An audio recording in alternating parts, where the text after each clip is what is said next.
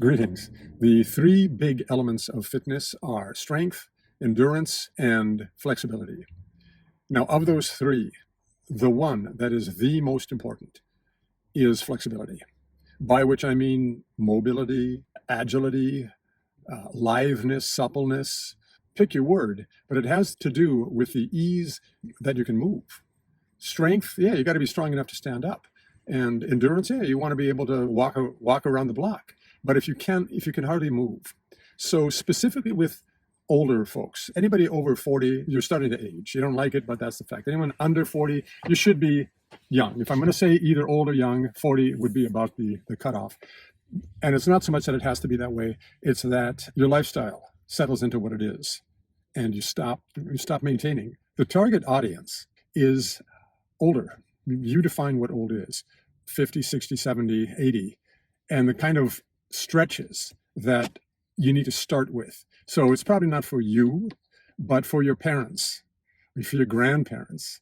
These are stretches that people need to do. They're not hardly even stretches, but there are three. They represent upper body, middle body, lower body. It's a very simple paradigm that I use to organize things, and it works with stretches as well. So the three standing stretches, I call it reach for the sky.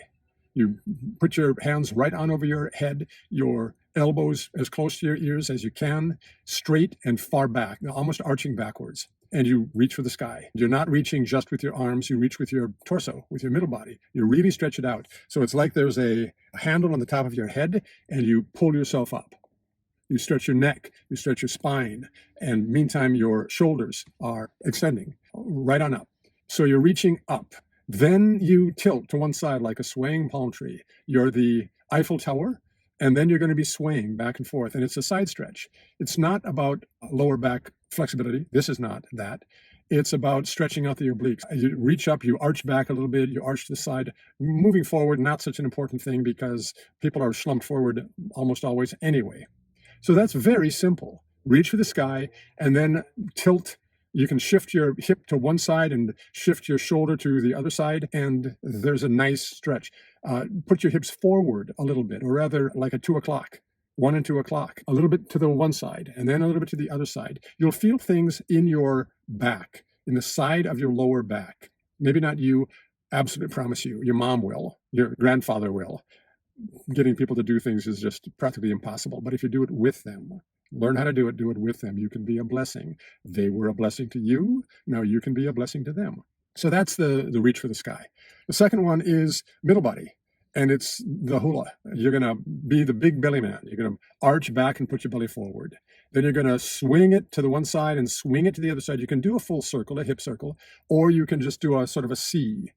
Belly forward to the side, to the side. You don't have to go belly back, because again, people are doing that all the time. You find the range of motion where you're still feeling something, but slumping forward, I don't even think it's a good idea to do, because you're practicing slumping forward. I might be a little picky about that. Yeah, no, I am being a little picky about that, but it's where you're feeling a stretch that you're actually stretching, as it were, enhancing flexibility or mobility. You'll find some very interesting sensations if it's you. If you've got a desk job, or if you're more sedentary than you used to be or you want to be, this is a thing to do. All right, the third kind of stretch, lower body. Well, that's going to be the very lower back, which is so closely hooked to the pelvis, and the hamstrings. So there are two ways of doing that. If you keep your back arched, if you keep that normal curve in your back and then put belly forward, lean forward, but not rounding, go forward with your belly, that's going to be a hamstring stretch. And it's a thing. And then you sway back and forth. You just kind of move, and you feel all that movement in your hamstrings. If you round your back, then it's a lower back stretch. And that's fine too. They look very similar, but they're very different. Just the way things hook into the pelvis, and the way you're releasing tension with a round back, and you're maintaining tension with a tight back. So believe it or not, those are three pretty simple, very important abilities. Being able to move, it's about your spine and your pelvis and everything that hooks into your spine. You can take your hands, but put them behind your back, in the small of your back. And then that's a shoulder stretch. During this time, you can be pinching your shoulder blades together, because people don't do that. And it's an important thing to do for shoulder health. Do you need to do this? I don't know. Maybe you're a super flexible guy. I know a guy, super. We do jujitsu, and this guy, he can do splits beyond 180 in any direction you want. Just he spends a couple of hours a day stretching. Well, we don't need you to do that, but 5 minutes, a few times a day. Is it going to make you amazing? No, it's going to loosen things up.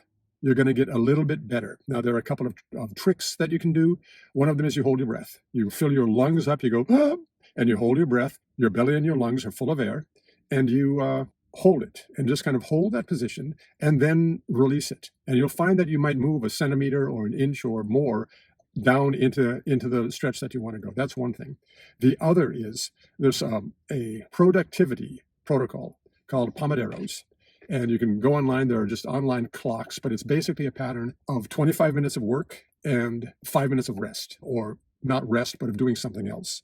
And it's for productivity, very productive. Now, I'm saying this because why not do that? You set your computer or your device. It goes off every 25 minutes, gives you a 5-minute clock. And during that 5 minutes, you spend 2 or 3 or 4 or 5 minutes stretching. I'm doing that, and it feels like an interruption. It feels like, oh, already? Well, that's how quickly time flies when you're engrossed in something. But what I'm noticing is you can get kind of physically lethargic, and this breaks that pattern. So online, you'll see these 80-year-old women or 90-year-old women, and they can pop down and put their palms flat on the ground. Well, that's why they're online, because they're extraordinarily exceptional. Point is, they don't feel like doing that. They sit down, they're going to get stiff. They've warmed up, and they can do that. There's a Russian fitness guy, Pavel, and he's big stretch guy. Kettlebells and stretching. He'll say, look, he's this amazingly flexible guy, but if he's on a long airplane flight, he's 90 years old. He's just, oh, it's so hard to get up and straighten up. You get stiff. But then you loosen it up. You've got to do that, because if you don't spend that little bit of time loosening up, you're going to get bad at it. And then you're going to be stiff all the time. Not hard to get the knowledge out of books. It's also only marginally useful. It's the sort of do as I say, not as I do thing. It's not about hypocrisy. It's about authenticity. It's about what you know for sure. You can carry that genuineness with you. A mistake that I've made is I have neglected my mobility, my flexibility, and I'm paying the price for it. And I'm reclaiming it, but it's a lot harder. If you used to have it, maybe you can get it back easier. If you never did have it, it's much tougher. Things have grown into place. That's not meant to be a discouragement. It's meant to be an encouragement to start and then to continue. Because quality of life, without quality of life, this is a whole big thing about why we should be allowed to euthanize people. Oh, the quality of their life is not good. Well, that is as it may be. But you do not want to be euthanized. Pretty sure. And if you do, it's because of pain. One of the things that takes care of a fair bit of pain is just being able to move, increasing your range of movement. I'll finish with a recommendation, Egoscue. I'll put it in the description. He has a whole program. It's very straightforward, a series of stretches. There's a program, but there's a book. And if you've got serious pain issues, I recommend it. I've done it. It makes a difference. So I'll leave it at that. Have a great day.